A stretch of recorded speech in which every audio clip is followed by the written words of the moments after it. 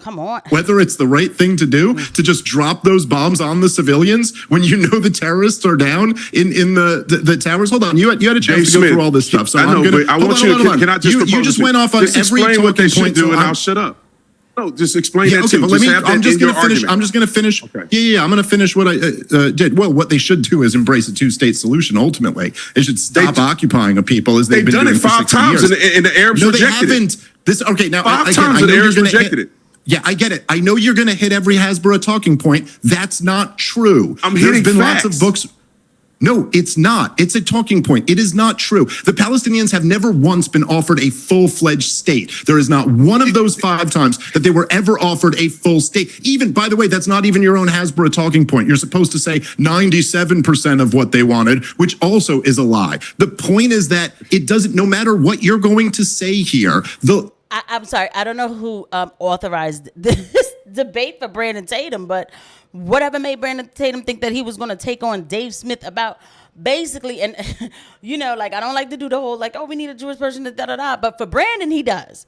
For Brandon, he does, because guess what? Dave Smith is not a Jewish person on the left either, because that's what was told to me when I said, oh, but there's Jewish people who are protesting against Israel. I was told, but there's good Jews and there's bad. I couldn't believe when I was hearing that. All right, I couldn't believe that at all.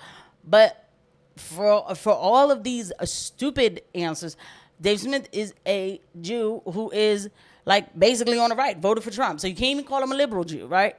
Can't even do that. Who authorized this debate for Brandon Tatum to tell Dave Smith basically about what he would call his own history?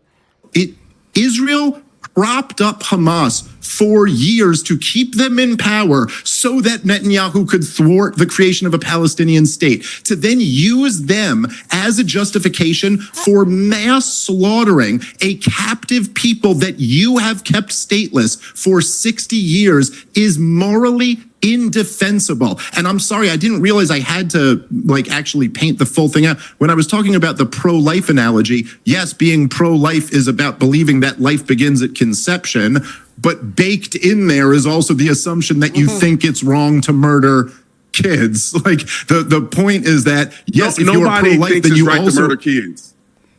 Yes, but you're supporting a policy that is doing just that. There's no policy to murder kids. It's urban warfare. Unfortunately, people die. There's no policy that says you should murder kids. Okay. Yes, I'm sorry. Yes, that is. Look, when you make a decision to drop a bomb on a building where you know there are children inside of it, yes, morally speaking, you murdered those children. Phone calls. You told them to evacuate, not murder. Okay. So how about when they don't? There's no intent. How about this last attack? There's no intent to murder them. Wait, let me ask you a question. Follow up. How about when they don't? What about when they don't drop leaflets? What about when they don't have evacuation orders? They just did this in Gaza City yesterday. How about that? Is that now murder? Well, I just took away your excuses. No. I could give you an example. They don't have to drop leaflets and give phone calls if they're operating. So then why are you bringing that up? I'm saying when you're shooting weapons and Hamas is firing weapons and using it as a military base, they don't have to give leaflets to give evacuation. Instead, if it's a civilian building or something where they can eliminate having casualties, they will do that to the best of their ability. But there's some instances where they can't give notification because Hamas is operating out of these hospitals, operating out of mosques.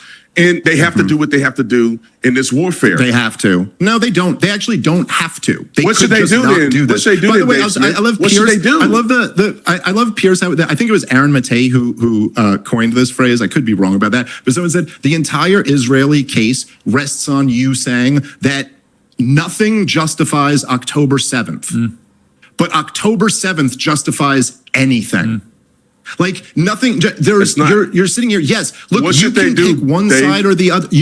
1 second. You can pick one side. I'll answer that question, but just interrupting my point with that question over and over again is just so I can't make my case. There is no. You can go tit for tat here. There's been terrorism on both sides.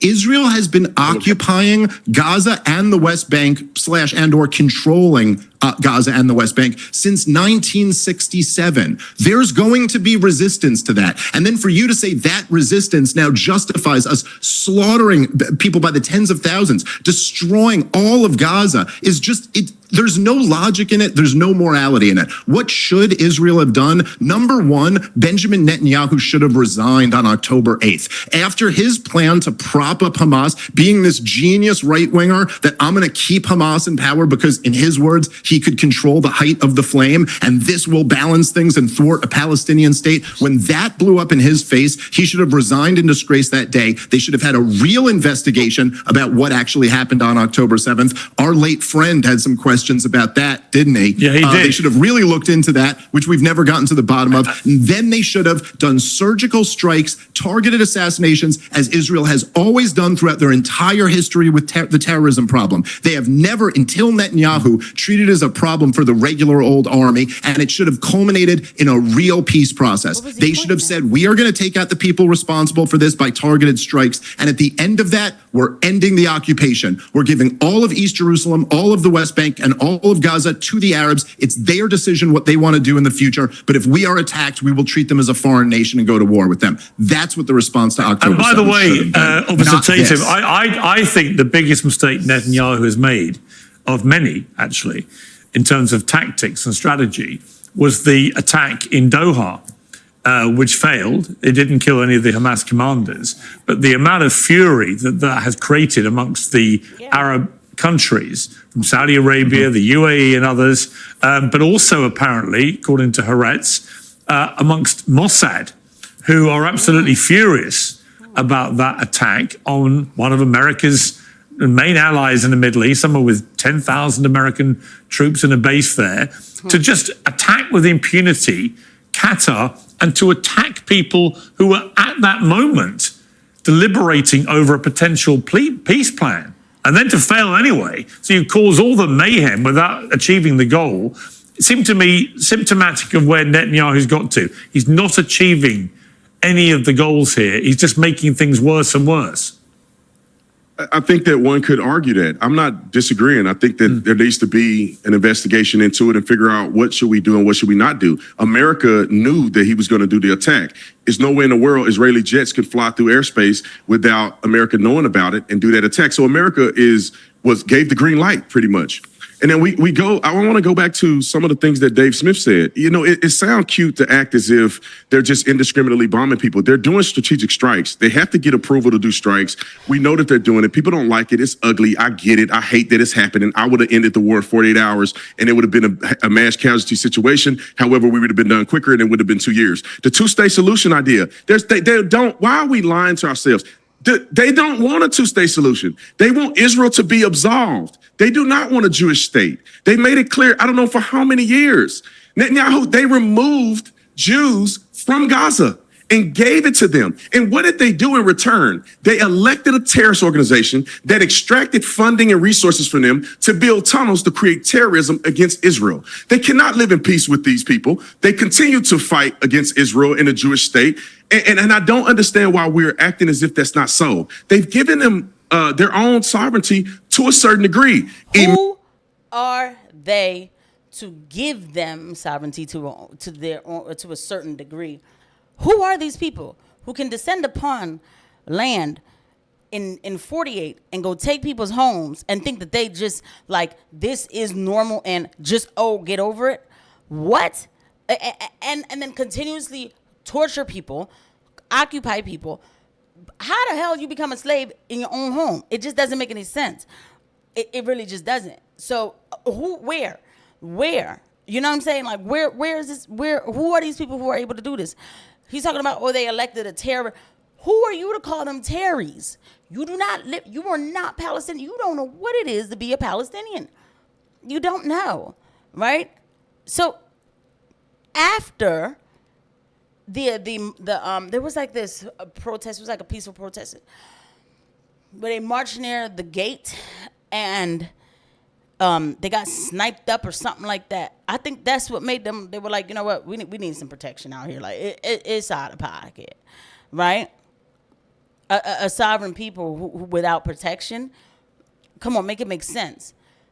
Who are you to even, and the thing is that Dave Smith, his hands are still a little tied because he's not going to argue the resistance position, okay? Who would you be if somebody came in? Y'all better look up Moshe Dayan.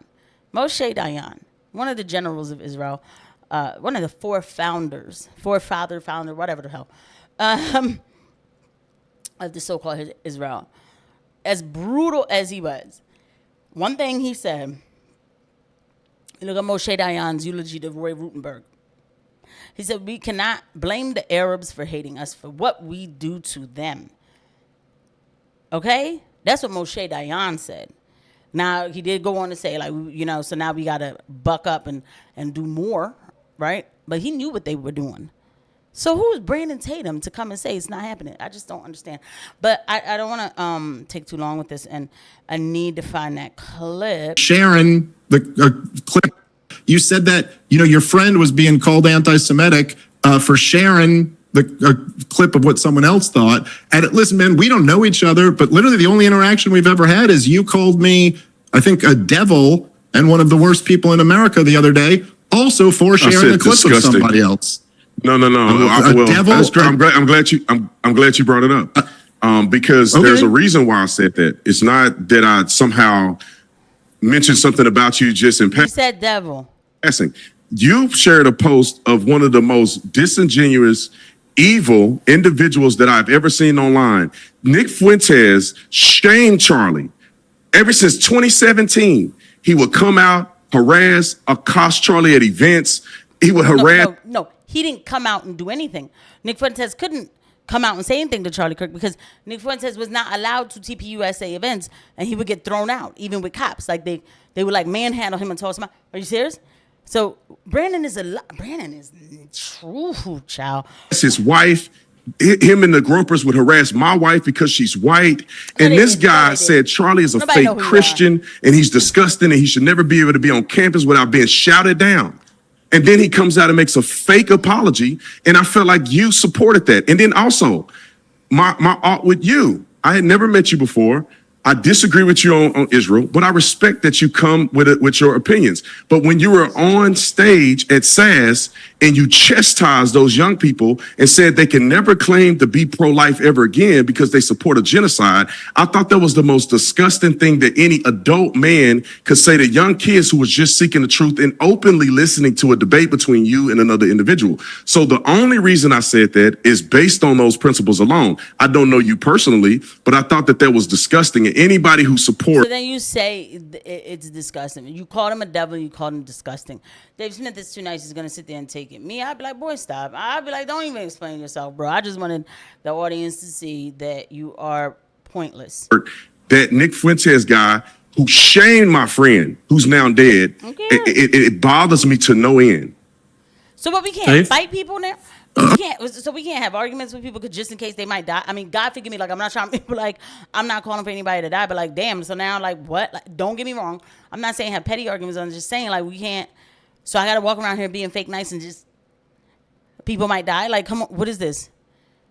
Okay, well, look, I mean, again, I said I give him all the credit in the world for this. And what was this? This was after Charlie Kirk was killed, him saying that he was a good man, that he's praying for his soul, and urging his supporters not to be violent in response to this. And I got to say, I thought, as I think many of us did, immediately after Charlie was killed, and after your first reaction of feeling so horrible on a personal level for his family, you realize this is a very dangerous situation. And I got to say, for Nick Fuentes, being who he is, to have him telling his audience, hey, if you respond at all with violence to this, I completely disown you. We need to be Christians about this. We need to be peaceful. We should be praying for him and his family.